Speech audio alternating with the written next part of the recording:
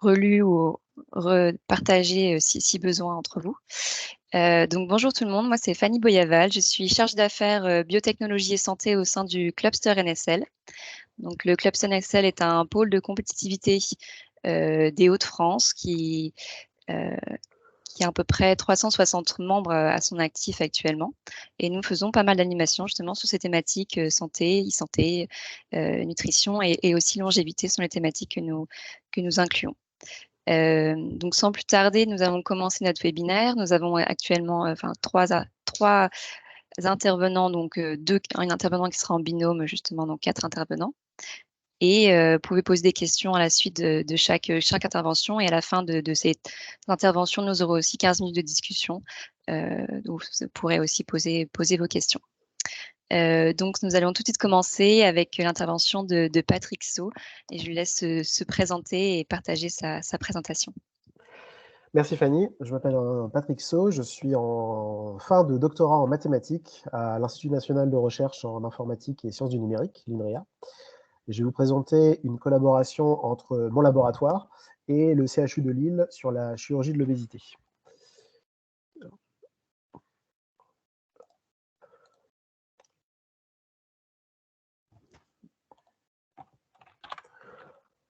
Avant que je commence, est-ce que vous voyez tous mon écran partagé? Oui. Parfait. Donc, 30 secondes. Donc, comme je vous le disais, c'est aussi une collaboration pluridisciplinaire, parce que moi, je viens du monde du numérique et pire encore, je viens des mathématiques, et on essaye de faire le pont avec un cas pratique d'études en médecine, sur la prédiction du poids en chirurgie bariatrique. Alors, pour ceux qui ne connaissent pas la chirurgie bariatrique, je vais en parler un petit peu, et je vais vous présenter le calculateur de poids que l'on a développé. Ça a été récemment publié fin août dans une revue, le Lancet Digital Health, que vous pouvez retrouver, on verra le lien sur le calculateur à la fin de la présentation. Alors, avant de rentrer dans les détails, pour contextualiser un peu le problème, je voudrais rappeler quelques faits sur l'obésité, notamment en France. L'obésité, c'est une maladie qu'on connaît tous, hein, c'est le stade d'après le surpoids. Et on a souvent tendance à réduire ça à une maladie très simple qui serait liée à des mauvaises habitudes alimentaires, un manque d'activité physique, et qui s'accompagne souvent d'une caractérisation morale stigmatisante pour les gens qui en souffrent. Alors, disons que ce sont des gens qui sont paresseux, qui n'ont pas de volonté. C'est en vérité une maladie très complexe, bien au-delà de ces clichés. C'est une maladie qui correspond à un dérèglement métabolique, qui a souvent des causes génétiques et qui s'accompagne de facteurs psychologiques, sociaux, environnementaux et bien d'autres. Alors pour donner quelques chiffres, l'obésité est définie de façon quantitative par l'indice de masse corporelle, l'IMC. Donc l'IMC, on dit souvent que l'IMC idéal, c'est 25. De 25 à 30, on est en surpoids, mais ça s'accompagne rarement de comorbidité. Au-delà de 30, on est dans ce qu'on appelle l'obésité, et notamment l'obésité sévère, c'est quand on est à un IMC au-delà de 40 kg par mètre carré. Pour preuve que ce n'est pas une maladie simple, en tout cas pas simple à traiter, une étude récente a montré qu'aucun pays, dans les 40 dernières années, n'a su faire reculer la prévalence de l'obésité. Aucun pays dans le monde. Donc, ce n'est pas une maladie qui correspond simplement à manger moins, faire plus d'exercice. Si c'était le cas, on serait tous ravis, ce serait très facile de lutter contre celle-ci. C'est vraiment une maladie très compliquée qui demande une prise en charge assez sophistiquée. Une des options pour l'obésité sévère, c'est ce qu'on appelle la chirurgie bariatrique. C'est un ensemble de procédures chirurgicales que je vais détailler dans un instant, qui permet, entre autres, de perdre du poids. C'est vraiment réservé pour les cas d'obésité les plus sévères. Et un point sur lequel je voudrais insister, quand on n'a pas de gens dans son entourage ou via son métier qui sont intéressés par la chirurgie bariatrique, on peut avoir l'impression que c'est un acte très particulier, très minoritaire, qu'on peut parfois confondre avec la chirurgie esthétique si on pense que ça ne sert que à perdre du poids. Alors, c'est pas du tout minoritaire. Aujourd'hui, en France, on opère plus de 60 000 personnes via ces techniques. Donc, si on prend toute la population adulte de France, ça représente 1%. Pas seulement la population en surpoids ou en obésité, mais la population adulte totale. Et ce n'est pas simplement, voire pas du tout de l'esthétique. On estime que pour les gens en obésité sévère, cette opération amène entre plus 7 et plus 9 années d'espérance de vie. Alors, pour comparaison, on est assez convaincus tous, je pense, de l'intérêt d'arrêter de fumer pour les fumeurs. Ça représente aussi plus cette année d'espérance de vie, l'arrêt du tabagisme. Donc on est sur le même ordre de grandeur que voilà, un problème de santé publique bien connu qui est le tabac. Alors la chirurgie bariatrique, plus précisément, c'est un ensemble de techniques. Je vais en détailler 3 qui sont les principales et qui sont celles qu'on a considérées ici. Mais comme c'est un domaine assez récent, il y a beaucoup de techniques qui sont ajoutées au fil des années. En particulier, les 2 premières que je vous présente sont les plus représentatives aujourd'hui. Il s'agit du gastric bypass et de la sleeve gastrectomie. Alors, de façon très schématique, le gastric bypass, en fait, on connecte le début de l'estomac avec le début de l'intestin. On court-circuite complètement le rôle de l'estomac dans le système digestif. Et la sleeve gastrectomie, on enlève la poche de l'estomac. Donc l'estomac, à la fin, a une forme de manche, sleeve en anglais. Et alors, ces 2 opérations, elles jouent sur des facteurs biologiques un peu différents, mais pour schématiser vraiment, le fait de réduire ou d'annuler complètement le rôle de l'estomac, ça force l'intestin à se reconfigurer pour prendre une partie du rôle qui était joué par l'estomac lors du processus de digestion. Et on dit souvent que l'intestin, c'est un second cerveau pour le corps humain. Et en fait, en forçant l'intestin à prendre ce rôle supplémentaire qui était joué par l'estomac, l'intestin va complètement changer la façon dont il sécrète les hormones, la façon dont il interagit avec le cerveau. Et on a un effet très fort, notamment sur la sensation de satiété, qui peut être déréglée chez les personnes en état d'obésité. Donc ça conduit à une perte de poids. Ça conduit aussi, et c'est peut-être là le vrai avantage de la chirurgie, à une amélioration, voire une rémission de certaines comorbidités. Notamment, il y a des cas de rémission de diabète de type 2, ce qu'on pensait très difficile, voire impossible. Donc en retirant l'estomac, pour schématiser, l'intestin se reconfigure et force également d'autres organes, comme le pancréas et le foie, à adopter de nouvelles stratégies pour réguler le métabolisme, et ça a des conséquences sur un certain nombre de maladies, et la plus visible est la perte de poids. Une troisième opération que je mentionne, surtout pour des raisons historiques, elle est moins pratiquée aujourd'hui, c'est l'anneau gastrique. En fait, on place un anneau au début de l'estomac qu'on peut resserrer ou élargir. C'est moins efficace parce qu'on sent bien que c'est surtout une façon de... Enfin, c'est très proche de la restriction calorique qu'on peut observer dans des régimes. Et on n'a pas cet effet de coup de marteau biologique qu'on a dans le bypass ou la sleeve. Et c'est moins efficace en termes de perte de poids et en termes de rémission de comorbidité. Alors dans ce projet, qui est la première étape d'un partenariat à plus long terme entre les sciences numériques et la santé avec le CHU de Lille, on va essayer de prévoir ce qui est la question numéro 1 du patient qui attend la chirurgie. Quelle va être la perte de poids après cette chirurgie? Donc la perte de poids totale, c'est la différence en pourcentage entre le poids préopératoire, au moment où le patient rentre au bloc, si vous voulez, et le poids tel qu'il est mesuré à un certain nombre de visites de contrôle après l'opération. Vous imaginez bien que si on vous retire une partie de l'estomac, ça demande un suivi très précis au fil des années, c'est très long terme. On est vraiment dans la problématique des maladies chroniques et de leur traitement. Donc on va essayer de prédire le poids et la perte de poids entre l'opération et un certain nombre de dates après l'opération. Alors pour ça, c'est là où, entre guillemets, j'interviens et où l'INRIA intervient.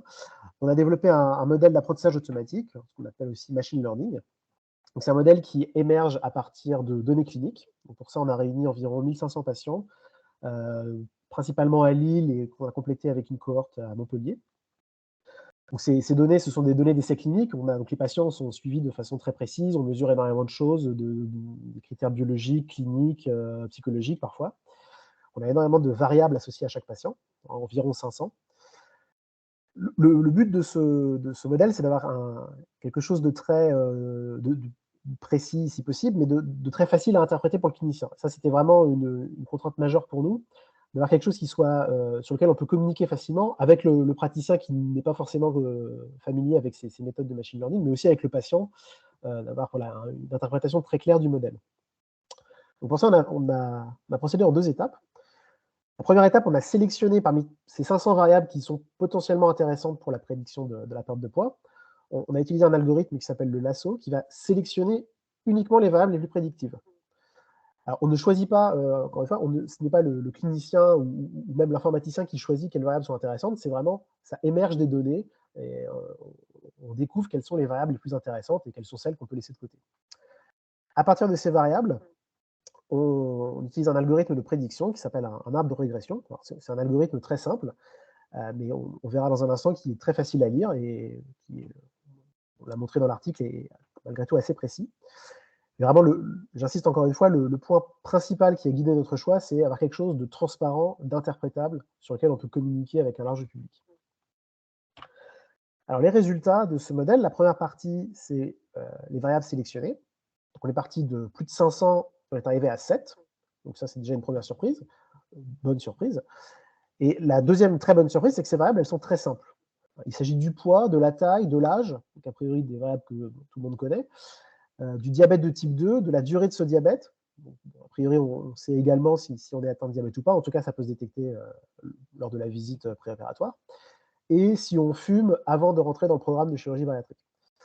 C'est aussi dépendant d'une septième variable qui est le type d'intervention. On a des trajectoires de poids assez différenciées suivant qu'on fait un anneau, une sleeve ou un bypass.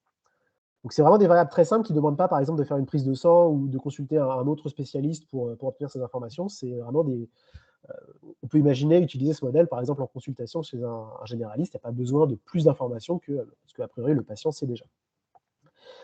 Alors sur votre droite, vous avez une représentation de cet arbre de décision qui permet de prédire le poids. Donc là, j'ai zoomé sur la partie prédiction au moins 24, donc 2 ans après l'opération.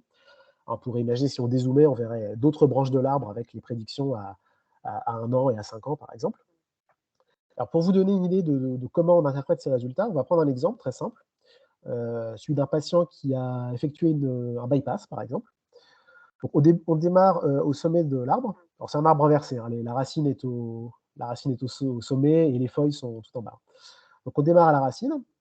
Le patient est intéressé par un gastric bypass, donc on suit les 2 branches à droite pour arriver à bypass. Disons que le patient souffre de diabète, donc on va aller à gauche. T2D, c'est diabète de type 2. Et disons que c'est un diabète qui a été détecté récemment, moins de 2 ans, on prend la branche de droite. On arrive à une feuille et on lit 0,33, c'est-à-dire 33% de perte de poids. Donc, pour un patient diabétique récent qui souhaite un bypass, la perte de poids prédite par ce modèle, c'est 33% du poids de départ avant l'opération. Et si on avait d'autres combinaisons d'opérations, de tabagisme, le tabagisme n'apparaît pas ici, mais si on a d'autres combinaisons d'âge, de diabète, etc., on aurait d'autres prédictions. C'est personnalisé sur les 7 variables qui sont présentées ici. Alors, ce qui a fait l'objet d'une publication, comme je disais en introduction dans le Lancet, c'est non seulement ce modèle, mais surtout sa validation. On a rassemblé environ 10 000 patients répartis en 10 cohortes à travers 3 continents. Donc, on a des populations vraiment très différentes, hein, des populations d'Amérique du Sud, des populations asiatiques, pour lesquelles d'ailleurs la définition même de l'obésité est assez différente de celle qu'on a dans les pays occidentaux. Et la conclusion de cette vaste étude de validation, c'est que notre modèle, il est assez précis sur les patients lillois et montpelliérains sur lesquels on l'a développé, mais il est à peu près aussi précis sur tous ces patients à travers le monde. Donc ça, c'est vraiment, je pense, une force d'avoir sélectionné 7 variables qui sont vraiment universelles et très simples. Non seulement c'est facile de communiquer dessus, mais on a quelque chose de très robuste, même si on le déploie dans d'autres hôpitaux ou d'autres pays. Alors, notamment si on avait des variables prédictives qui seraient très liées à la façon dont le système de soins est organisé ou la façon dont les examens cliniques sont faits dans un centre hospitalier ou un pays précis, on aurait beaucoup plus de mal à le transposer à d'autres centres et à d'autres pays. Alors, pour finir, je voudrais vous montrer le calculateur qui est disponible gratuitement en ligne, hein, on peut y avoir tous accès. Plutôt que de vous faire, au cas où j'avais des slides pour donner un exemple, mais tant qu'à faire, je vais le faire directement. On voit bien l'écran, on voit bien le site web? Parfait. Donc c'est un site web, vous y avez accès, l'adresse est ici, vous aurez accès à l'adresse de toute façon dans les slides. Si la publication vous intéresse, le lien est ici, hein, l'article est disponible en accès libre. Donc la façon dont ça marche, donc vous vous retrouvez à gauche toutes les différentes. Alors je vais peut-être le mettre en français. Il est disponible en français et en anglais. On peut aussi, si on préfère les feet et les pounds, on peut le mettre en système impérial. On va rester avec les kilos et les mètres. Donc vous voyez les 7 attributs ici dont je parlais. Donc regardons les paramètres par défaut. Donc un patient de 120 kg, 170 cm, 30 ans, disons non fumeur, pas de diabète. Alors on peut mettre un diabète, on voit que la durée du diabète apparaît. Et si on souhaite le gastric bypass, laissons cette option. On clique sur prédire la trajectoire. et on a immédiatement la trajectoire qui s'affiche. Alors, plusieurs remarques. Là, elle s'affiche en kilos, parce qu'on pense que c'est la métrique la plus pertinente pour le patient. Il y a d'autres métriques qui sont utilisées, l'IMC, j'en parlais un petit peu, la perte de poids totale, qui est celle qu'on a utilisée au stade de la recherche, mais au stade de la communication avec le praticien et le patient, on pense vraiment que c'est le poids en kilos qui est utile. Il faut savoir que la chirurgie bariatrique, pendant longtemps, et même encore aujourd'hui, beaucoup de chirurgiens parlent en termes de métriques très compliquées, comme la perte d'excès de poids, la perte d'excès d'IMC. Ce sont des métriques techniques qui sont intéressantes éventuellement pour le praticien ou pour la recherche, mais qui sont toujours un peu obscures pour le patient. Donc le poids, c'est vraiment très simple. Vous voyez qu'il y a une ligne en pointillé qui correspond à la prédiction vraiment qui sort du modèle. Alors la prédiction, en fait, elle est faite à 1 an, 3 mois, 1 an, 2 ans et 5 ans. Par-dessus ça, on a un algorithme de lissage qui permet d'avoir une courbe lisse et assez représentative de la réalité. Et vous voyez qu'autour de cette zone, enfin de cette courbe en pointillé, il y a une zone verte. En fait, cette zone, elle correspond à là où se situe la majorité des patients que l'on a à Lille. Alors pourquoi faire ça? En fait, ça n'a pas beaucoup de sens de prédire un poids précis au kilo près pour quelqu'un, notamment parce que on sait bien que si on se pèse, le poids, ça varie d'un jour à l'autre, ça varie même au cours de la journée. Donc plus qu'un poids précis qui peut être vraiment un objectif, peut-être même inquiétant pour un patient qui n'arrive pas à avoir cet objectif, on propose une zone où la plupart des patients se retrouvent et qui est associée à un déroulement post-opératoire normal ou sans conséquence en général de la chirurgie. Donc une utilisation de ce modèle, ça peut être en préopératoire, déjà de permettre au patient de visualiser ce qui l'attend, de mieux appréhender sa perte de poids, d'avoir peut-être des attentes plus réalistes de ce qui va se passer. Et en post-opératoire, ça peut être, ça c'est en cours de développement, mais c'est quelque chose qu'on aimerait pousser dans les années à venir. Dire par exemple un patient qu'on voit 1 an après et qui se situe à 105 kg, on voit qu'il n'a pas réalisé la perte de poids que l'on espérait. C'est peut-être signe que l'opération n'est pas efficace, qu'il y a un problème de comportement encore ou un problème biologique. Si le patient se trouve à 75 kg, le patient est peut-être très content parce qu'il a l'impression d'avoir beaucoup perdu et que c'est bien. En fait, on voit sur cette courbe que non, c'est pas bien, c'est anormal au regard de ce que la plupart des patients font, et c'est pas juste anormal, c'est surtout que souvent ça s'accompagne de malnutrition, par exemple, c'est-à-dire que le patient peut-être se nourrit moins que ce qu'il devrait, même après la chirurgie. Voilà, il y a 2 utilisations vraiment qu'on imagine à ce modèle. Pré-op pour renforcer la confiance du patient, et post-op comme outil pour éventuellement détecter des complications liées au poids. Je vous remercie, et si vous avez des questions, je pense qu'on a le temps pour peut-être une question, ou sinon pendant la table ronde à la fin. Oui, tout à fait. Si quelqu'un a une question, qu'il n'hésite pas soit à la poser dans les notes, soit à tout simplement allumer son micro et la poser. Je pense qu'on n'est pas non plus très, très nombreux pour pouvoir faire ça. Oui, je vois une main levée, allez-y. Oui, bonjour, Dominique Collard du CNRS. Très belle présentation, c'est extrêmement très clair. La question que j'ai, c'est pourquoi utiliser de l'intelligence artificielle? Qu'est-ce que ça a apporté par rapport à de la statistique, je dirais, classique? Alors c'est une excellente question, et je pense que la réponse tient dans qu'est-ce qu'on appelle statistique classique, qu'est-ce qu'on appelle intelligence artificielle. En réalité, ce qu'on utilise ici, ce sont des statistiques assez standards, hein. La sélection, c'est un algorithme de régression un peu modifié qui est très standard aujourd'hui. Un arbre de régression, c'est une méthode statistique qui est apparue bien avant qu'on parle d'intelligence, enfin, bien avant qu'on labellise tout comme étant intelligence artificielle.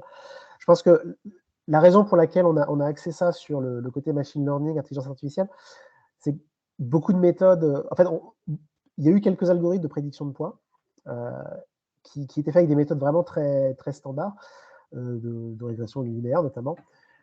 Ces méthodes avaient beaucoup de mal à séparer, par exemple, les opérations. C'est-à-dire que la façon dont procède l'arbre, j'aurais dû le dire d'ailleurs, quelque chose de notable, c'est qu'à toute date, le premier embranchement de l'arbre, il se fait sur l'opération.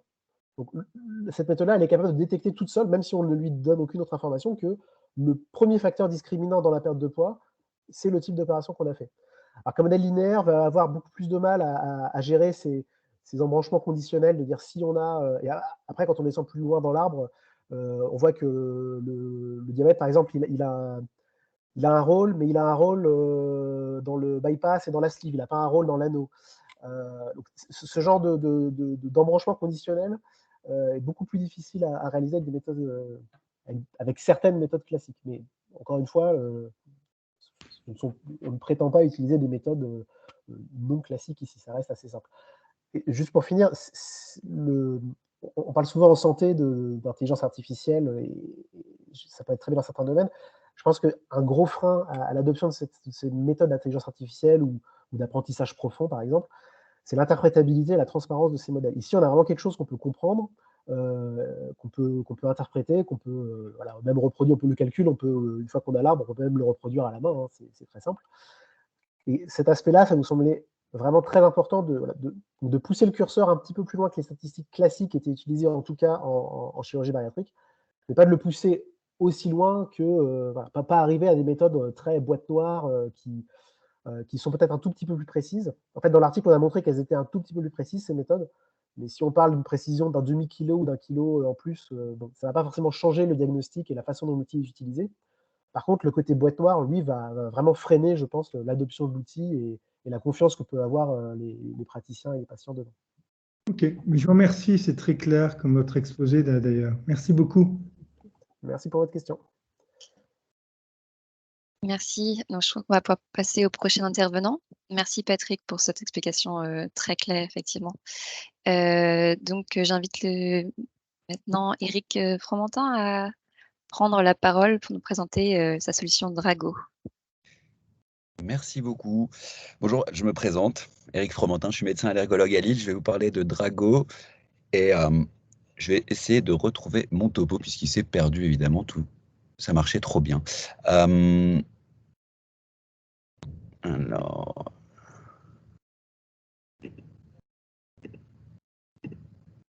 Ça y est, je l'ai.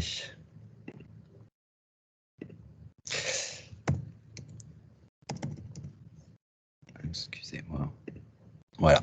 Alors, Drago, c'est l'acronyme de dispositif de rappel, amélioration et gestion de l'observance. En fait, c'est l'utilisation du numérique pour améliorer l'observance de traitement. Et ici, on va parler d'immunothérapie allergénique. En allergologie, c'est un des principaux traitements qu'on utilise.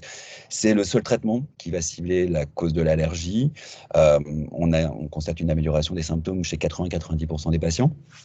C'est un traitement qui est remboursé, qui est pris en charge par la sécurité sociale et la mutuelle. C'est un traitement, par contre, qui est vécu comme une contrainte. C'est un traitement qui est long, qui doit durer 3 ans au minimum, avec une observance assez basse. Je vais revenir sur les raisons de cette observance assez basse, mais ça concerne tout de même 300 000 patients qui sont traités par immunothérapie allergénique en France. Alors, quels sont les éléments qui impactent l'observance? C'est un traitement qui doit être… Excusez-moi Eric, je peux me vous couper? Est-ce que vous pouvez mettre la présentation en grand écran, s'il vous plaît? Alors pourtant, pour moi, il est en… Désolé, mais… J'étais en… Je crois que nous, on a le mode présentateur. Et donc nous, on a les slides suivantes. Allez, enfin, on a la slide principale et les slides suivantes sur le côté parce qu'on doit avoir le mode présentateur et toi le mode… Mais moi, pourtant, je suis en écran complet. Qu'est-ce qui se passe ici? Est-ce que ici j'ai quelque chose d'autre? Tu partages tout ton écran ou juste la… Non, je partageais la fenêtre. La fenêtre. Et là? Non, toujours. Non, Pareil. toujours. Et quand je lance le diapo comme ça, pour vous, c'est pareil? Ouais, ça change rien. C'est fou, ça marchait tout à l'heure, comme quoi c'était trop beau. Bon, écoutez, désolé, je vais essayer de revenir là. Je vais l'arrêter. Sinon, c'est pas grave, on voit quand même là, c'est mieux. Oui, c'est très bien là. Bon, désolé, ce sera un peu moins joli. Hop. Pour vous, ça change rien si je fais ça? Non, c'est pareil. Non, c'est pareil. Voilà, donc je reviens sur les éléments qui impactent l'observance. On a un traitement qui doit être pris tous les jours. On doit le mettre sous la langue pendant 1 ou 2 minutes. Il faut compter 2-3 mois pour que les patients commencent à ressentir les bénéfices. Quand ça fonctionne, on dit aux patients, écoutez, il va falloir attendre pendant 3 ans, en tout cas le prendre pendant 3 à 5 ans pour que le bénéfice se pérennise après l'arrêt. Un des gros problèmes qu'on rencontre aussi, c'est qu'il y a des effets indésirables en début de traitement.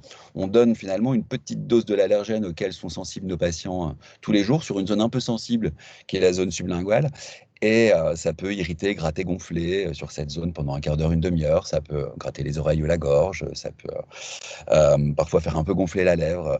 Donc ces effets ont tendance à s'estomper avec le temps, mais il y a quand même un délai à passer qui, par moment, est un peu décourageant pour certains patients.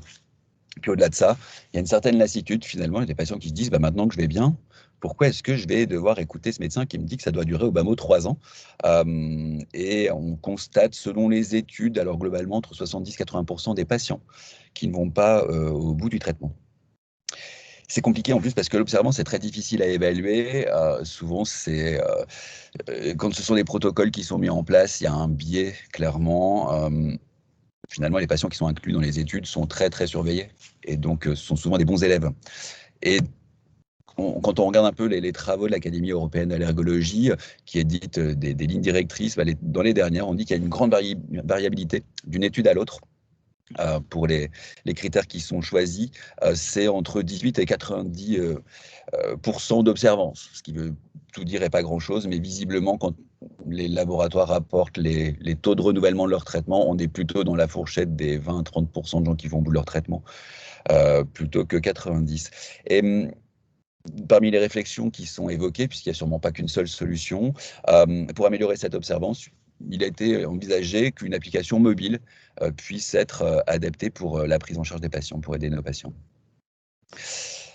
D'où est venue l'idée de Drago. Drago, à l'origine, c'est l'idée de 5 amis allergologues qui partagent le même engouement pour le digital et l'envie d'aider les patients. On a commencé à réfléchir à l'origine dans le cadre d'un hackathon qui s'appelait Respiration, qui avait lieu à Lille. Et qui avait lieu en fin d'année. Donc, on a commencé à réfléchir dès le mois d'avril de l'année 2019. On a créé notre société, puisqu'à force de réfléchir, on s'est dit qu'il fallait qu'on protège un peu nos idées et qu'on soit absolument indépendant et qu'on ne soit pas rattaché à un laboratoire ou à un autre. En fait, c'est un duopole qui propose l'immunothérapie en France. Donc, c'est très particulier comme relation.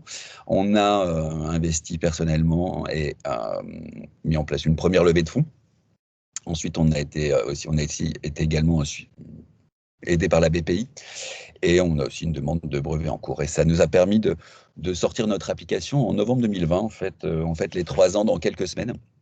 Et on lance bientôt d'ailleurs une nouvelle levée de fonds, fin 2023, début 2024, pour grandir, disons, aller dans d'autres pays européens, et puis éventuellement vers d'autres pathologies. Alors voilà les associés cofondateurs. Il y a le docteur Julien Côté qui est à Chartres, qui est notre CEO. Moi, je m'occupe plutôt du côté réglementaire et data. Le docteur Poliquin plutôt le côté jeu. Le docteur Trine qui, elle, va gérer plus la communication, l'échange avec les collègues. Et le docteur Sèvres, la partie scientifique. Il faut savoir qu'il n'y a qu'un seul Lillois. Malheureusement, c'est le gros... la tare principale de cette association.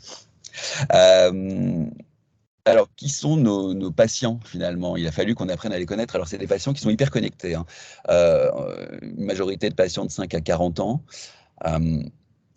Quand on regarde ce qui existe, on voit que concernant l'asthme, qui est un très gros marché avec des gros laboratoires, avec des gros moyens, il y a une offre assez pléthorique d'applications, mais rien pour tout ce qui est immunothérapie allergénique.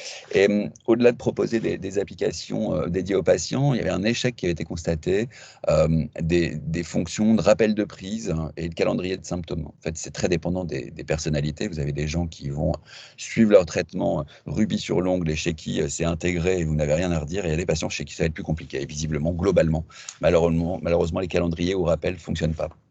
Alors, on a fait des tests UX avec des patients experts. On a collaboré avec l'association Asthme et Allergie pour chercher et étudier via diverses personnalités de patients quelles étaient leurs attentes. Et finalement, eux, ce qu'ils voulaient, c'était une application qui soit ludique, qui soit fun, qui soit pas... qui rappelle pas le statut de patient et qui ne fasse pas application médicale.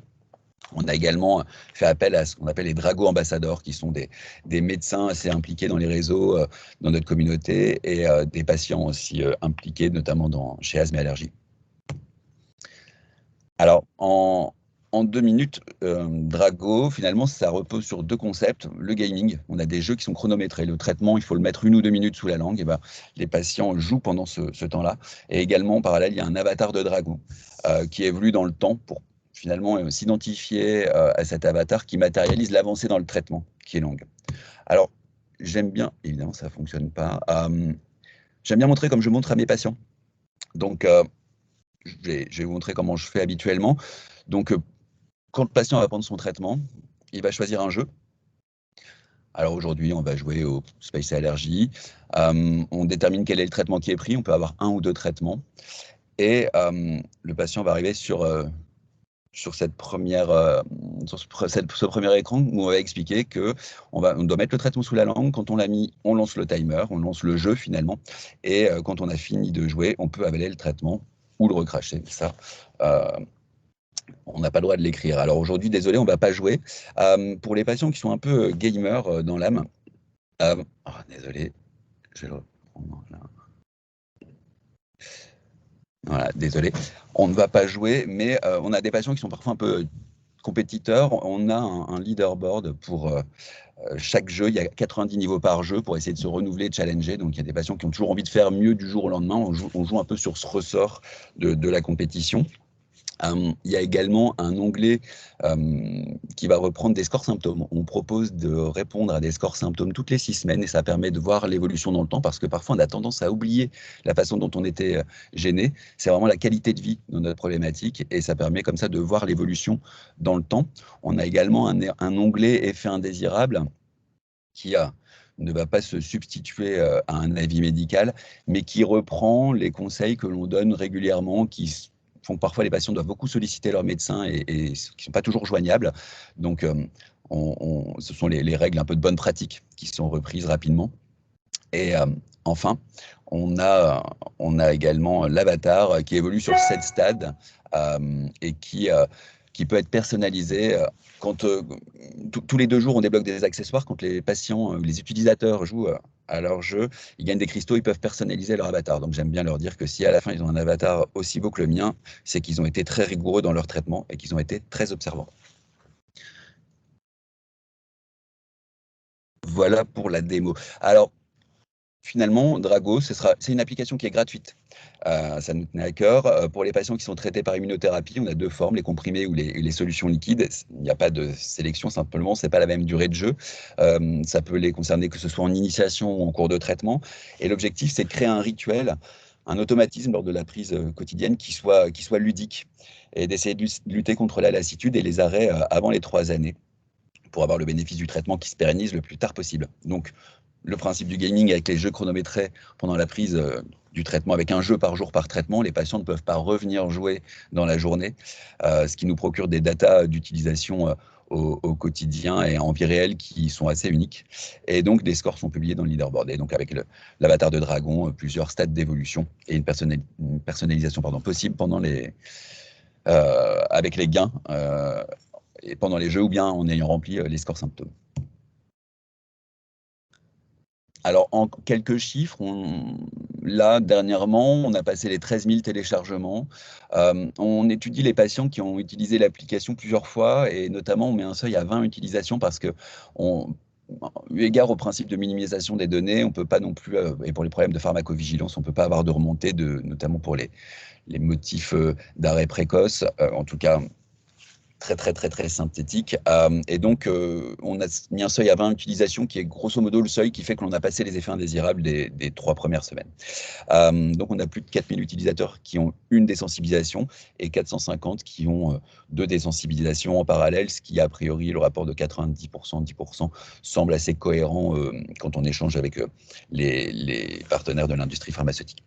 On a créé un outil statistique avec notamment M. Tagon de la société Inudo, que l'on appelle AirDrago, donc un outil sur R, qui nous permet de suivre un peu ce qui se passe, parce que finalement, c'était ça aussi qui nous intéressait, c'était l'intérêt scientifique de comprendre vraiment ce qui se passe en vie réelle.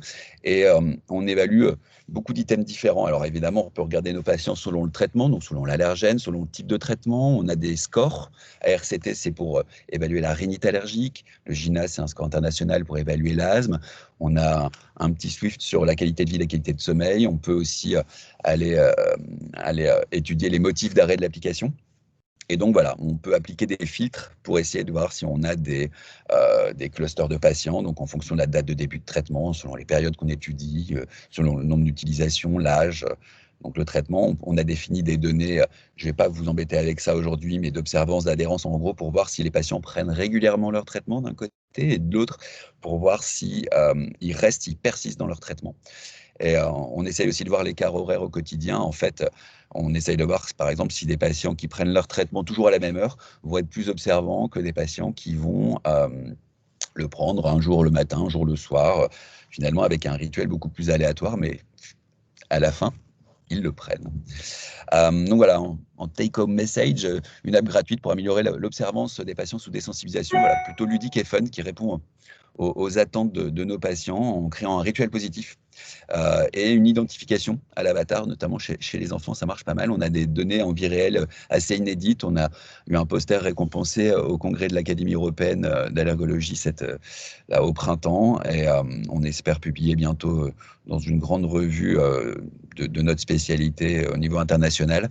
Et on avait fait une enquête au bout d'une année auprès de nos utilisateurs, et 95% des utilisateurs jugeaient Drago utile ou très utile, ce qui était assez apprécié. Voilà, alors si jamais vous êtes intéressé, on a un mail de contact, c'est support@dragoappli.com, puisque chez nous, pour le moment, tout est encore très artisanal. C'est 5 allergologues, donc 5 personnes qui n'ont absolument rien à voir avec le milieu de l'entreprise, qui était le frein principal. On s'est beaucoup entouré de développeurs, d'analystes, de conseils juridiques, puisque c'était assez lourd. Et voilà, donc c'est encore nous qui répondons aux mails directement si vous nous sollicitez. Voilà, vous pouvez aussi nous retrouver sur les réseaux. On essaye de communiquer sur les différents réseaux sociaux, notamment qui sont utilisés par nos patients. Voilà, je vous remercie pour votre attention. Merci Eric pour cette présentation de l'application Drago. Je pense qu'il y a une question dans le chat. Si l'application est disponible sur iOS. Ah, bien sûr. Bien sûr, il fallait qu'on soit ouvert au maximum de patients, donc que ce soit iOS ou Android, quel que soit le terminal, parce que malheureusement, on n'a pas tous les mêmes téléphones, et c'est très compliqué de proposer des versions à tout le monde. Donc c'est vrai que pour nous qui n'y connaissions rien, on est rentré dans un monde assez dense et assez passionnant pour le coup. Alors maintenant, quand je vois un informaticien en consultation, je lui dis que c'est comme s'il me disait qu'il était fonctionnaire. Il peut faire énormément de choses différentes, et je les questionne. Il y en a qui peuvent témoigner ici. Bon, j'essaie quand même de faire mon travail, et de ne pas faire que parler du leur. C'est pour ça que les médecins sont en retard, c'est parce qu'ils parlent des métiers de leurs patients. J'essaye de ne pas répondre, je suis très susceptible, vous savez. Mais en fait, nous avons une question dans le... Levez la main, Kathleen. Bonjour. Alors déjà, félicitations, c'est vraiment super intéressant et formidable. Je ne doute pas de la pertinence et de l'intérêt du coup pour le patient. En plus, c'est ludique, c'est extrêmement porteur, et effectivement, un patient qui s'amuse finalement, c'est un patient qui accepte de continuer le suivi. J'avais juste quelques questions. Les données en fait qui sont dans l'application sont exclusivement à destination du patient. Il n'y a pas du tout de suivi en fait à distance par le professionnel de santé, l'allergologue qui par exemple serait alors non, dans un cabinet. Non, ça c'était un gros débat, mais en termes de protection des données, c'était compliqué. Nous, on a des données qui sont complètement anonymisées et très minimisées aussi, pour pouvoir passer le cut. Par exemple, on ne demande même pas le sexe, parce que pour nous, finalement, pour jouer pendant qu'on prend un traitement, qu'on soit un garçon ou une fille, ça ne change rien. Bon, finalement, pour des fins statistiques, il est possible qu'un jour ce soit intéressant.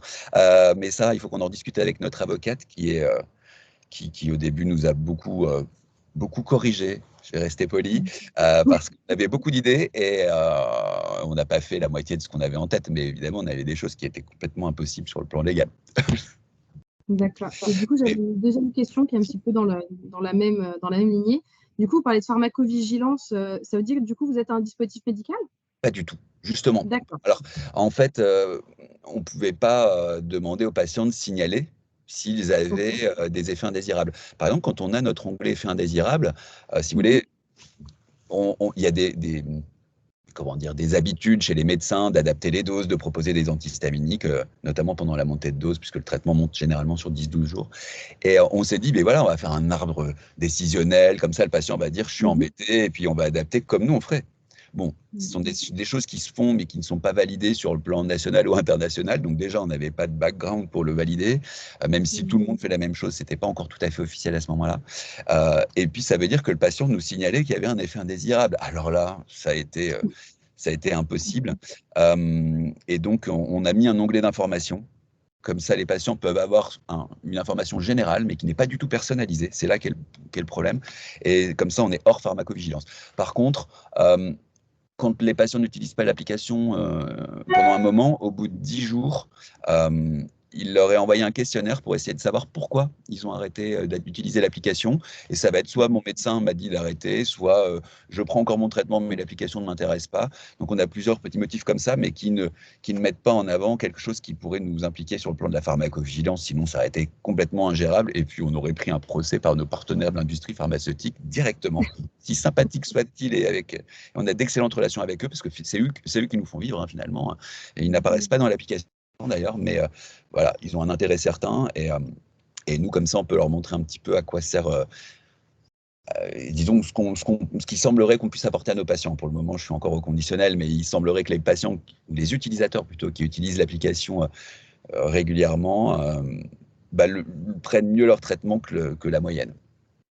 Okay. Le problème, c'est qu'on est sur un traitement de 3 ans et qu'on fait bientôt nos 3 ans, donc on va commencer à avoir nos tout premiers patients qui au début étaient peu nombreux, qui ont commencé à jouer, voir ce qui se passe chez eux. Donc c'est vrai que c'est très long. Mais j'ai cru voir d'ailleurs qu'il y avait une question sur la vente des données aux industriels. Alors c'est vrai que ça, en tout, on ne vend pas les données, mais on montre un peu ce qui ressort de nos études. On étudie nos patients par tranche de 3 mois selon le début de traitement et clairement, on pense qu'à terme, surtout quand on se développera à l'international, on espère de tout cœur, que ça puisse intéresser évidemment et que ce soit aussi un levier financier ultérieur, par exemple pour essayer de connaître un marché pour un laboratoire. Mais bon, pour le moment, on n'en est pas encore à ce stade et je pense qu'il faudrait qu'on délègue à quelqu'un qui soit compétent en la matière. Je ne sais pas si j'ai répondu à beaucoup de questions. Il ne faut pas me lancer, il faut me dire de m'arrêter. Hein, oui, je pense que justement, je vais prendre la main pour vous dire que si on a d'autres questions, on pourrait en parler pour après dans les discussions après, parce que le temps commence à manquer et on a encore intervenant. Donc, on garde vos questions en tête et si on a du temps, on reviendra justement sur ces discussions. Donc, merci beaucoup, Eric. Du coup, on va passer à la dernière présentation de Mathis et Mathias. Je vous laisse prendre la main, présenter la solution Pixhacker et le tiers-lieu in situ. Merci beaucoup, Fanny. Vous m'entendez bien? Oui, tout à fait. Superbe. Bonjour à tous, je m'appelle Mathis Ringdahl, je suis président et cofondateur de la société Pixhacker. Nous sommes éditeurs de logiciels médicaux. On va pouvoir vous en parler un peu plus. Et nous sommes en partenariat depuis quelques années avec le CHU de Lille, qui est un de nos clients les plus historiques. Et je suis accompagné de Mathias Charlet. Mathias, je te laisse te présenter. Oui, donc bonjour tout le monde. Donc moi, je suis Mathias Charlet. Donc je travaille à la direction des ressources numériques et du système d'information du CHU de Lille. Donc on pourrait appeler plus communément la direction informatique ou du numérique. Hein. Je suis responsable santé connectée. Donc mes missions sont d'accompagner nos professionnels de santé à déployer des dispositifs médicaux numériques dans le cadre, par exemple, de la télémédecine ou de la télésanté et des sujets autour d'innovation numérique. Voilà, en quelques mots. Peut-être que je vous propose de passer directement à la présentation. Mathis. À toi de jouer.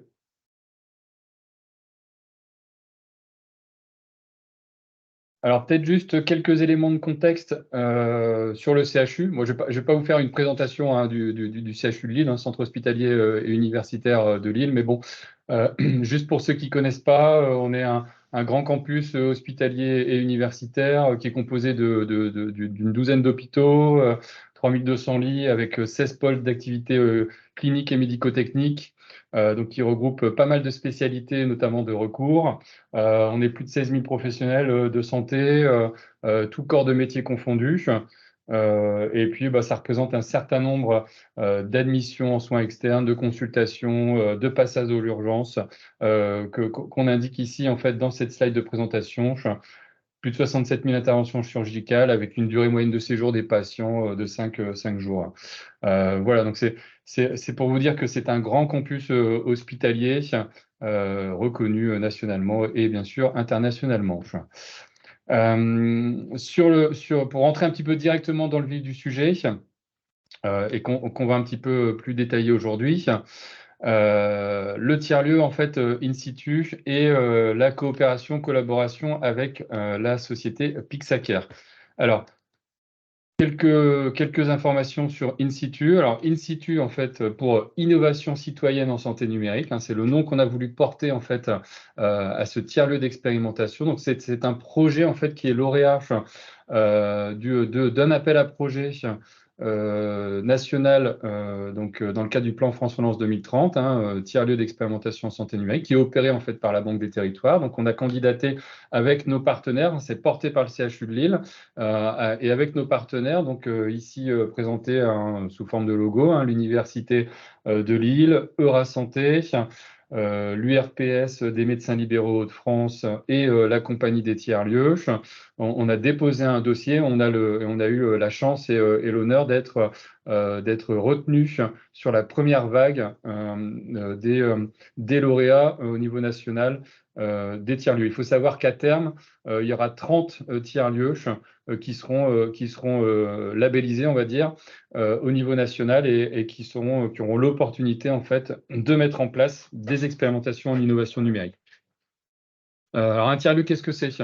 C'est une organisation qu'on essaye de rendre agile pour permettre de conduire à bien des évaluations d'innovation numérique en vie réelle. Voilà, donc ça suppose en fait de se structurer un petit peu, aussi bien en tout cas ce qui concerne in situ à l'hôpital et en ville. Notre objectif, c'est de mettre en réseau des compétences variées nécessaires pour évaluer la réponse aux besoins, tester les solutions, accélérer la diffusion des innovations qui auront été favorablement évaluées. Donc c'est un tiers-lieu qui est ouvert aux professionnels de santé, aux patients et bien sûr aux industriels comme les startups. On a au niveau du CHU de Lille et de ses partenaires pour in situ plutôt une vocation généraliste, c'est-à-dire qu'on va traiter de sujets divers et variés. On n'est pas un tiers-lieu spécialisé qui traiterait spécifiquement, par exemple, d'innovation autour de, je ne sais pas moi, la chirurgie, par exemple. Je peux prendre l'exemple, comme on a eu la présentation tout à l'heure, tout type de chirurgie. On a par exemple au niveau national un tiers-lieu qui opère en fait autour du bloc opératoire. Nous, c'est pas notre vocation. On a vraiment en fait pour objectif de traiter des sujets généralistes et au niveau régional. Donc toute innovation numérique peut être accompagnée. Et pour ça, on a mis en place une gouvernance en fait qu'on estime un peu originale, en fait en plaçant les professionnels de santé et les patients au centre du dispositif. Et donc ça se formalise, ça se concrétise par un comité d'intérêt. Donc, qui est chargé de sélectionner, regarder justement l'intérêt au regard de la réponse à un besoin qui est insuffisamment couvert en Hauts-de-France ou voire pas du tout couvert. Voilà, donc du coup, l'objet, c'est vraiment une fois cet intérêt validé, que le projet puisse être accompagné dans le cadre du tiers-lieu. Donc, c'est dans ces grandes lignes un petit peu l'objet de in situ. Et donc dans ce cadre-là, on a mis en place en fait des premières expérimentations. Hein, donc il y en a 2 aujourd'hui qui sont intégrés dans ce tiers-lieu in situ. Hein. On a le projet Marquezé, hein, donc qui sera pas présenté aujourd'hui. On a le projet Pixacare, avec lequel on va travailler. Et on va expérimenter une innovation en fait portée par Mathis et son équipe. Merci beaucoup, Mathias. Concrètement, Pixacare, le projet Pixacare est porté par la société Pixacare. Donc Pixacare, Pixa pour Pixel, Tech et Care pour le soin, évidemment. Nous sommes une société, alors on n'a pas la chance d'être originaire des Hauts-de-France, nous sommes dans une autre partie de la France, nous sommes dans le Grand Est. Nous sommes situés à Strasbourg. L'équipe est constituée d'une 20aine de personnes, cofondée notamment par un professeur de médecine qui est chirurgien plasticien donc aux hôpitaux universitaires de Strasbourg, et un ingénieur et moi-même. Notre équipe est constituée de professionnels de santé et d'ingénieurs. Notamment, il y a plusieurs pharmaciens qui sont présents dans l'entreprise, en plus du directeur médical et scientifique qui est le professeur Baudin. Tous les produits qui sont développés et commercialisés par la société sont des dispositifs médicaux numériques. Donc, vous voyez la norme ISO 13485 qui est importante pour de plus en plus de sociétés du numérique en santé. Donc, tous les produits qu'on commercialise sont soumis à des normes de traçabilité, donc un système de management de la qualité audité chaque année. Et les produits que nous commercialisons sont des dispositifs médicaux de classe 1 ou de classe 2A. Le fil rouge de nos innovations sont autour de l'utilisation du smartphone, et notamment dans le cadre du soin, essentiellement pour des clients hospitaliers. Donc notre société existe depuis 4 ans maintenant. Nous sommes constitués un peu moins de 20 personnes. Nous sommes déjà présents dans de nombreux établissements de santé, dont l'Institut Gustave Roussy, l'Institut Curie, des centres anti-cancer, aussi des centres hospitalo-universitaires comme le CHU de Rouen-Normandie ou le CHU de Brest ou de Liège. On a plus de 50 000 patients qui ont été pris en photo et suivis avec notre outil. Pourquoi pris en photo? Puisque notre tout premier produit est essentiellement un outil de photographie médicale et de suivi de la cicatrisation. Et c'est le projet qui est essentiellement celui qu'on porte avec le CHU de Lille dans le cadre de ce tiers-lieu. Donc, notre solution autour du suivi de la cicatrisation me permet d'illustrer du coup la problématique des plaies chroniques. Donc, ce webinaire est consacré donc au numérique autour des maladies chroniques. Une maladie chronique dont on parle pas si souvent est la plaie chronique. Donc, quand on parle de plaie chronique, on parle d'escarres, de plaie du pied diabétique, d'ulcères de jambe. C'est une pathologie qui est un enjeu colossal dans les pays développés. On a plus de 2,5 millions de personnes par an qui en souffrent. C'est un enjeu colossal au niveau médico-économique. Ça coûte plus de 2 milliards d'euros par an en France. En Grande-Bretagne, c'est documenté comme coûtant plus de 8 à 9 milliards par an. Aux États-Unis, ça coûte entre 25 et 35 milliards par an. Et c'est aussi un enjeu hospitalier important puisque ça représente 17,8%. Il y a une prévalence de 17,8% des escarres en hospitalisation. Et c'est un enjeu dans les hôpitaux avec des patients âgés qui développent des escarres, mais c'est aussi un enjeu du domicile. Donc, je vois notamment qu'il y a Hélène Bruyère de Santélis qui est présente. Donc, bonjour Hélène, et qui donc travaille dans l'HAD Santélis. C'est un enjeu donc aussi pour les acteurs du domicile, comme les hôpitaux à domicile et les prestataires de soins à domicile, et aussi les infirmiers libéraux. Donc, c'est un gros sujet qui devient de plus en plus important, notamment à cause du vieillissement de la population et notamment de la hausse du diabète, notamment dans les pays développés. Et donc, quand on parle des plaies chroniques et de notre partenariat avec le CHU de Lille, le projet In situ que l'on porte, justement, concerne la prise en charge avec une innovation du suivi des plaies. Donc, Mathias, je te laisse peut-être parler de la problématique terrain que vous avez identifiée, qui est à l'objet de notre partenariat. Oui, donc comme vous l'avez bien compris, en fait, donc on travaille avec Pixacare en fait sur le module historique de gestion de la photographie médicale. Donc ça, c'est un outil qui est déjà déployé au sein du CHU, qui est utilisé au quotidien, qui permet en fait à nos médecins dermatologues, chirurgiens plasticiens, brûlés et autres, de faire de la photo des plaies des patients qui sont pris en charge en présentiel à l'hôpital. Et quand ils retournent à domicile ou qu'ils quittent en fait l'hôpital, il peut y avoir parfois des ruptures de prise en charge entre la ville et l'hôpital, entre le domicile et l'hôpital. Ces patients, en fait, ont des pansements, hein. Alors, les médecins le diraient mieux que moi, hein, mais voilà, ils sont suivis, ils ont des pansements par des infirmières libérales qui sont réalisés. Parfois, ces infirmières peuvent avoir aussi des questions sur le suivi de la plaie. Est-ce que c'est normal qu'elle, par exemple, je sais pas, change de couleur ou autre? Et donc, en fait, voilà, il y a aussi ces échanges, en fait, qui peuvent parfois être difficiles. Il peut y avoir aussi des échanges qui sont faits, hein, mais de manière non sécurisée pour demander l'avis du médecin à l'hôpital. Donc, ça fait partie des problématiques terrain qu'on peut rencontrer. Et donc, du coup, l'idée, en fait, hein, c'est d'expérimenter avec Pixacare un module de télésurveillance des plaies chroniques avec différentes fonctionnalités, notamment, voilà, Mathis va détailler, hein, de calcul de surface de plaie et autres. Donc, c'est ce qui va être testé, expérimenté à partir de début 2024. Tout à fait, pour rentrer un petit peu dans le détail du produit. Donc, la solution, comme je le disais, est un dispositif médical numérique qui se compose de deux parties. Il y a une partie mobile, donc sur téléphone, qui permet aux soignants dans l'hôpital, mais aussi à domicile, de prendre les plaies en photo et d'avoir via un petit sticker de calibration, c'est un petit autocollant à usage unique que vous voyez sur la slide, hein, qui se met à côté de la plaie sur la peau saine et qui, lorsqu'il est dans le champ de la caméra, permet de standardiser l'image et donc de calculer de manière semi-automatique la taille de la plaie, sachant que la taille de la plaie, évidemment, est un des indicateurs les plus importants pour suivre la bonne cicatrisation et donc le fait d'avoir cette mesure qui est automatique permet de standardiser cette évolution, de la rendre objective, tandis que normalement, en situation classique, l'infirmier ou le médecin va faire une évaluation avec une réglette qui génère plus de 40% d'écart entre deux opérateurs. Donc notre solution permet de descendre cet écart à 5%.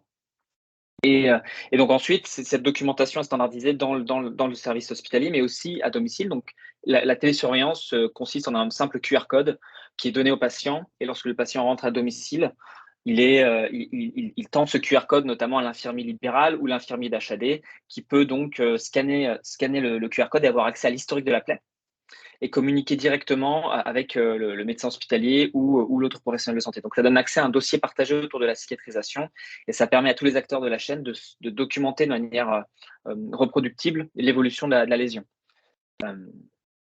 Et ensuite, donc, tous les acteurs ont donc sur un écran, sur un dashboard, ils peuvent voir vraiment les courbes d'évolution de manière objective et même générer des rapports qui peuvent être envoyés dans le dossier patient, qui peuvent être partagés avec des tiers si besoin est.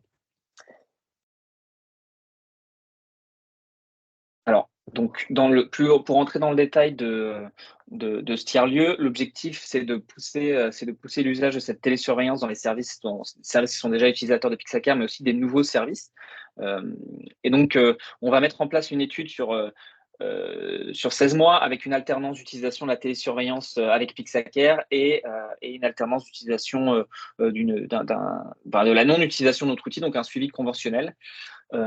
Sur les modalités pratiques, il y a ce système de QR code dont je l'ai parlé. Il y aura aussi un carnet de suivi qui sera utilisé par les soignants pour documenter les éléments nécessaires à l'évaluation des différents critères de jugement. Dans le critère de jugement principal, c'est le taux d'incidence de consultations non justifiées, notamment des consultations qui vont être mises en place lorsqu'il y a des complications. Dans les critères secondaires, il y a la satisfaction, le nombre de déplacements ville-hôpital, qui représente un des facteurs de coûts importants dans les chiffres que je vous montrais juste avant. Vous avez des coûts importants au niveau de la sécurité sociale dans les 2 milliards d'euros qui sont dus à des déplacements de patients qui vont par exemple faire 100 km pour retourner en consultation, montrer leur plaie à leur professionnel de santé hospitalier, à l'expert, qui va dire écoutez, il n'y a pas de problème, restez plutôt à domicile. Et donc l'objectif, c'est aussi d'éviter ces déplacements inutiles, donc de réduire les coûts, d'avoir des délais de réponse plus rapides en cas de complications. Et le nombre d'hospitalisations liées à des complications. Donc voilà, les indicateurs clés, diminution de consultations spécialisées, la diminution d'échanges non sécurisés. Voilà, donc la dernière information que je veux transmettre par rapport à cette étude, c'est que donc on parle de dispositifs médicaux numériques. Il y a un point important en général dans la santé en numérique que j'aime aborder, c'est la question des modèles économiques. Pour cette étude-là, l'objectif aussi, c'est de nourrir un dossier de remboursement.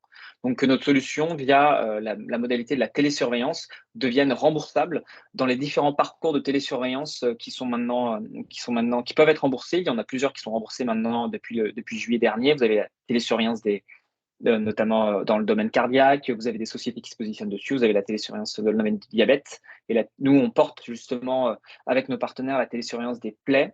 Et parce que nous sommes convaincus que c'est un sujet médico-économique majeur et que notre solution peut permettre d'apporter de la valeur sur ce sujet. Donc, l'étude que l'on fait avec Institut va nourrir un dossier, une demande de remboursement que nous sommes en train de porter au niveau de l'HAS. Voilà. Et c'est vrai que pour compléter, en fait, la rédaction du protocole donne lieu à de multiples échanges entre nos experts médico-éco, Pixacare, les responsables scientifiques et autres. Et voilà, c'est un gros travail de préparation justement d'Institut pour aussi accompagner en fait Pixacare dans cet objectif. Et nous sommes très bien accompagnés. Merci beaucoup pour cette présentation. Est-ce qu'il y aurait des questions pour Mathis ou pour Mathias? Je vois des bravos, mais pas de doigts qui se lèvent. Combien de patients allez-vous inclure dans l'expérimentation? C'est une bonne question. Donc, je pense que c'est Kathleen qui la pose. Donc, en fait, ça, c'est en cours. Je n'ai pas d'éléments chiffrés à communiquer aujourd'hui sur ce sujet-là. C'est en cours, en fait, d'élaboration, d'échange avec des méthodologistes en fait chez nous qui travaillent avec Pixacare sur le sujet, justement pour adapter au mieux en fonction des objectifs et des critères qui sont définis dans l'étude, adapter au mieux le nombre de patients à inclure. Voilà, donc c'est des éléments qui sont en train de s'élaborer. Ok, merci Mathias.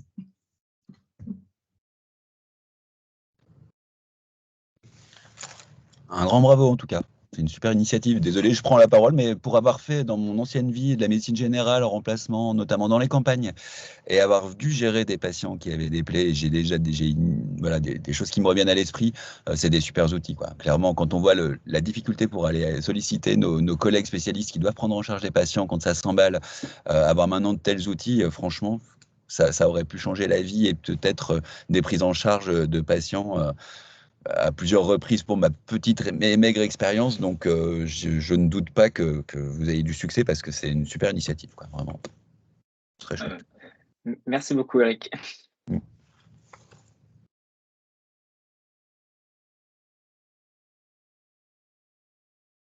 Pour nourrir en tout cas ouais. Mais allez-y. Non, je voulais juste dire, à l'international, il y a de plus en plus aussi de littérature qui se met en place sur la télésurveillance des plaies, avec des résultats assez intéressants, notamment sur l'impact médico-économique. Il y a une étude qui a été faite en région parisienne, cette fois, donc c'est moins international que ça, mais qui a été publiée dans le Lancet et qui démontre d'une diminution par 2 de la durée moyenne de séjour pour la télésurveillance des patients atteints de plaies du pied diabétique, ce qui est très important, et une diminution aussi par 2 des coûts. Donc, pour un ordre de grandeur, une plaie du pied diabétique, le coût évalué, c'est 7 000 € pour la collectivité. Et là, on passe avec une surveillance efficace et des infirmiers experts qui font la surveillance plutôt qu'un retour à l'hôpital. On passe de 7 000 € à 3 500 € de coût. Donc, une diminution par 2 du coût de prise en charge. Et ça représente donc des économies d'échelle de plusieurs centaines de millions d'euros à l'échelle d'un pays.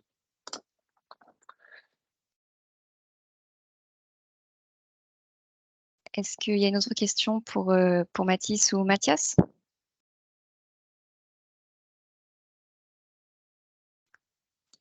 Sinon, moi, j'ai peut-être une question justement sur l'accompagnement en fait au changement.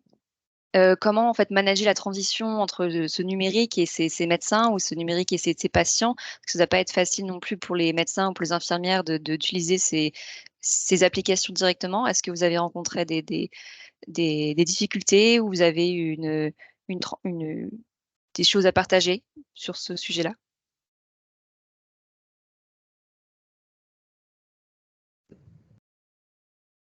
La question générale question ouverte. Question ouverte, vous pouvez aussi y participer, pas de souci. Pour notre part, comme on a un modèle un peu particulier, puisqu'il s'adresse aux patients, mais pas forcément les nôtres.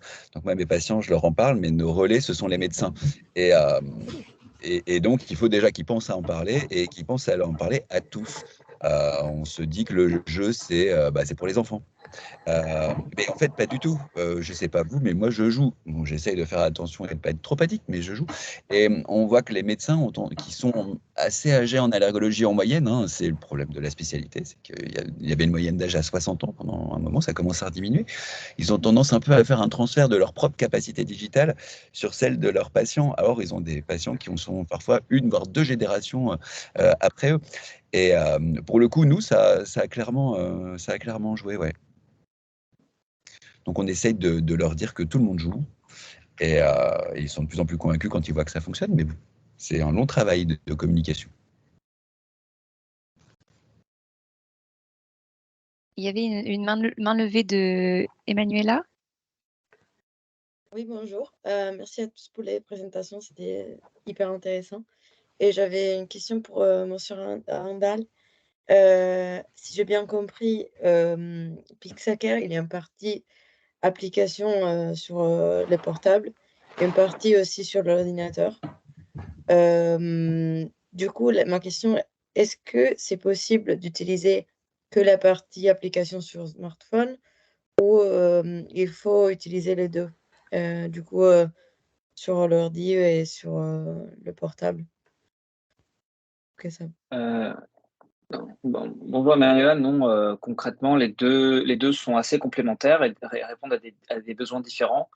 La partie mobile vise vraiment à capter la photo en mobilité, documenter une lésion, échanger des messages parce qu'il y a une messagerie intégrée dans l'outil et consulter, là encore en mobilité, par exemple l'évolution de la plaie ou le protocole de soins ou voilà, voir en mobilité la partie.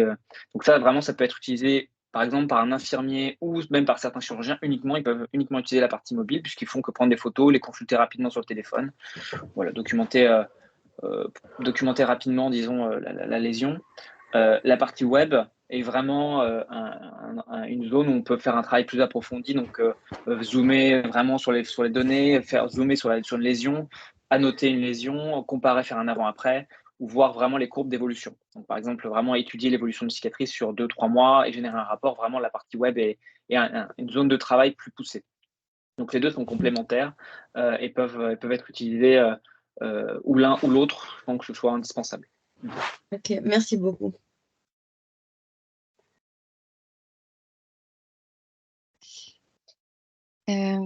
S'il n'y a plus d'autres questions, je pense qu'on va pouvoir finir les webinaires. Je ne vais pas prendre trop de temps, comme on a dépassé déjà un peu le timing. Donc, si vous avez d'autres questions pour les participants, n'hésitez pas à me faire part par mail. Vous avez mon email de questions que je pourrais leur transmettre. Mais en tout cas, merci beaucoup à tous de vos interventions. Et si je peux me permettre en vitesse de passer un appel, puisque vous avez tous des activités différentes, on essaye de voir vers quel autre type de pathologie on peut transposer, nous, notre idée, en mode récompense. Et c'est vrai qu'on a peut-être que notre regard est triqué sur notre petite activité par rapport à tout le champ de la médecine. Et n'hésitez pas, moi on est ouvert à tout, parce que les expériences des uns des autres font qu'on a plus d'idées, on est quand même meilleurs ensemble et à plusieurs. Donc voilà, si quelqu'un a des idées ou souhaite échanger, vous pouvez me contacter directement. Je ne sais pas s'il y a mon mail. En tout cas, s'il y avait le mail sur le support à Drago Appli, je l'aurais. Et sinon, n'hésitez pas, je suis assez facile à trouver. Merci pour. Merci, Eric. Bon, très bien. S'il y a un autre message à passer, n'hésitez pas. Et puis, merci pour ce webinaire, en tout cas. Et n'hésitez pas à nous contacter pour le replay si vous en avez besoin. Et j'espère vous revoir bientôt pour un prochain événement. Bonne journée à tous. Bonne journée. Bonne journée. Bonne journée, merci. Merci, à bientôt. Merci, à bientôt. Bonne journée à vous. Au revoir. Merci Fanny pour l'organisation. Pas de souci, merci. Merci Merci, beaucoup. Fanny.